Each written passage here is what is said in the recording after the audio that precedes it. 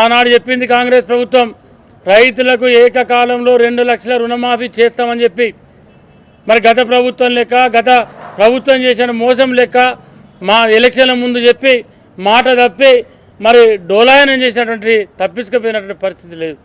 ఆనాడు outer ring road నమ్ముకొని ఆ వచ్చిన పైసలతోని రుణమాఫీ చేస్తే కనీసం వడ్డీ కూడా మాఫీ కాలే రైతులకు. కేవలం 10 ఏళ్లలో మీరు రైతుకు చేసింది 8,000 కోట్ల పైసల కంటే ఎక్కువ మీరు రుణమాఫీ చేయలేకపోయారు. ఇలా రైతుల వడ్డీ లెక్క పెడితే 8,000 కోట్లు కూడా దాటేటువంటి పరిస్థితి లేదు. కానీ ఇవాళ రైతులకు ఇచ్చినటువంటి మాట ప్రకారంగా దాదాపు 25 లక్షల పైన అకౌంట్లకు ఇప్పటి వరకు 21,000 కోట్ల చిల్లర రూపాయలను ఇవాళ రైతుల ఖాతాలలో జమ చేసినటువంటి ఏకైక రాష్ట్రం ఈ దేశంలో రేవంత్ రెడ్డి గారి ప్రభుత్వం. మన ముఖ్యమంత్రి గొప్పతనం ఇవాళ ముఖ్యమంత్రి మాట ఇచ్చిందంటే ఎక్కడ కూడా వెనుతిరిగి చూడలే. దానికి పాపం పోటీ వాడి బామ్మారు ఇద్దరు ఇటు ఒక పక్క బీజేపీ వాళ్ళు మాట్లాడితే నల్ల చట్టాలను అమలు చేసి రైతుల మీద రబ్బర్ పిలంగులు జల పిలంగులు కొట్టినటువంటి మీరు ఇవాళ రైతుల గురించి మాట్లాడే చరిత్ర అని చెప్పి అడుగుతా ఉన్నా.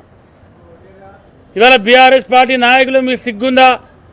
ఇక్కడ ఈ జిల్లాలో ఉన్న నాయకులు కావచ్చు, ఈ రాష్ట్ర నాయకత్వం కావచ్చు, రాష్ట్రంలో ఉన్నటువంటి పెద్ద నాయకులు కావచ్చు, 10 ఏళ్లలో ఏనాడైనా ఏ రైతుకన్నా ₹1,00,000 రుణమాఫీ జరిగి మళ్ళీ ₹1,00,000 ఆ రైతుకు రుణం వచ్చిన దాఖలాలు మీ 10 ఏళ్లలో ఎన్నడన్నా ఉందా అని చెప్పి అడుగుతా ఉన్నా. ఇలా ఏ ముఖం పెట్టుకొని మాట్లాడుతూ ఉన్నారు మీరు? ఏం చేసిందని మాట్లాడుతూ ఉన్నారు మీరు?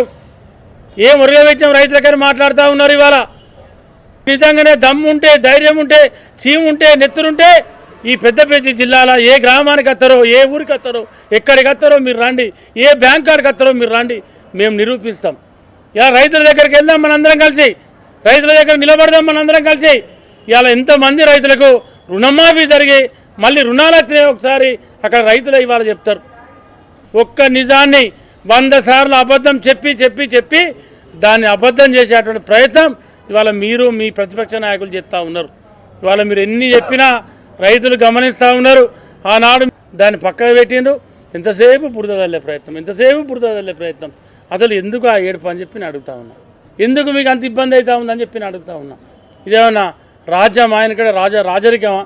ఇవాళ ప్రజాస్వామ్యంలో ప్రజలు ఎన్నుకుంటారు ప్రభుత్వాలు. ప్రజలు ఇష్టం ఉన్నప్పుడు 5 ఏళ్ళకి ఒకసారి ఇష్టం ఉంటే ఓట్లు వేస్తారు, ఇష్టం లేకపోతే మారుస్తూ ఉంటారు. దానికి మీకు ఎందుకు అంత ఎత్తని చెప్పి నేను అడుగుతా ఉన్నా. మీకు ఆ ఎత్తే కారణం ఏందో మీరు చెప్పాలి. ఇన్ని మంచి కార్యక్రమాలు మన ప్రభుత్వం చేస్తూ ఉంటే, ఇంత బ్రహ్మాండంగా కాంగ్రెస్ ప్రభుత్వం చేస్తూ ఉంటే మీరు ఇవాళ తట్టుకోలేకపోతూ ఉన్నారు. ఇవాళ మీరు చూడలేకపోతూ ఉన్నారు. ఇవాళ తప్పకుండా రైతు రుణమాఫీకి సంబంధించి ఇంకా ఎక్కడెక్కడైతే రుణమాఫీ జరగనుందో అవన్నీ కూడా రుణమాఫీ జరుగుతుంది. మన ముఖ్యమంత్రి రేవంత్ రెడ్డి గారు రుణమాఫీ జరిగేంత వరకు కూడా వెనుక్క తగ్గరు, వెన్ను చూయించరు, మడమ తిప్పరు. మీ లెక్క వాటి వడ్డీ కూడా ఇవ్వకుండా పాలాభిషేకాలు చేసుకున్న చరిత్ర కాంగ్రెస్ పార్టీకి కాదు. అట్లా కాదు. మీ లెక్క దొంగ పాలాభిషేకం చేయం. పాలాభిషేకం నిజంగా చేసినట్టు పట్టుపాలతో చేస్తాం పాలాభిషేకం, అంతే తప్ప కూడా మీ లెక్క నీళ్ళ పాలాభిషేకం చేయం మేము. అంతా మీ బతుకే మోసాల బతుకు. మీ పార్టీ పుట్టిందే అబద్ధాలు అయింది. ప్రతి పుట్టకకు ఒక చరిత్ర ఉంటుంది, దానికి ఒక నక్షత్రము, దానికి ఒక దశ ఉంటుంది. కానీ మీ పార్టీ పెట్టినప్పుడు మీ దశ నక్షత్రమే, మీ పార్టీ పుట్టకే అబద్ధాలు పుట్టుక. మీరు మాట్లాడితే అబద్ధాలే, మీరు చెప్పుతే అబద్ధాలే, మీరు అడిగేస్తే అబద్ధాలే. మీరు ఏమైనా వాస్తవాలు చెప్పిరా? ఇక మధ్యలో చూసిన అక్కడక్కడ చూసి నవ్వుకునేది నాకు. నేను ఇప్పుడు యాదికి వచ్చింది మళ్ళీ చెప్తాను మీకు. వడ్ల కళ్ళాల కాడికి పోయి ఇంకా వడ్లు తీసుకుంటలేరు అన్నాడు, మళ్ళీ బోనస్ ఇస్తలేరు అన్నాడు. అసలు సన్న వడ్లు తీసుకుంటలేరని మీరే అంటారు, జోకుతలేరని మీరే అంటారు, బోనస్ పడతలేదు బోకస్ అని మళ్ళీ మీరే అంటారు. అంటే మీరు మీ మాటలలోనే బోకస్ కనబడుతుంది. వడ్లు జోకంది, వడ్లు కాంట్రాగా అంది, ఎంఎస్పీ వాడంది, బోనస్ ఎక్కడి నుంచి పడుతుంది చెప్పరు ఒకసారి. ఇంతకంటే మోసం ఇంకేమైనా ఉంటుందా? రైతు సోదరులారా, ప్రజలారా గమనించండి, మీరు వాళ్ళ మాటలను గమనించండి. మీరు ఐకేపీ సెంటర్లకు సింగిల్ విండో సెంటర్లకు మార్కెట్ యార్డ్లకు పోయిన తర్వాత వడ్లు పట్టుకున్నాడు, వడ్లు జోక్తలేవు అన్నాడు. మళ్ళీ ఇంకో సెంటర్కి పోడు బోనస్ పడతలేవు అని చెప్పుడు. అంటే వడ్లు జోకుడు కాలేదని ఒకరు చెప్తా ఉన్నారు వాళ్ళే, అదే మూట మళ్ళీ పక్కకు పోయి బోనస్ పడతలేని మళ్ళీ అదే మూట చెప్తా ఉన్నది. దీన్ని బట్టి ఎంత కన్ఫ్యూజ్ చేయాలని ప్రయత్నం చేస్తూ ఉన్నారో మీరు ఆలోచించండి.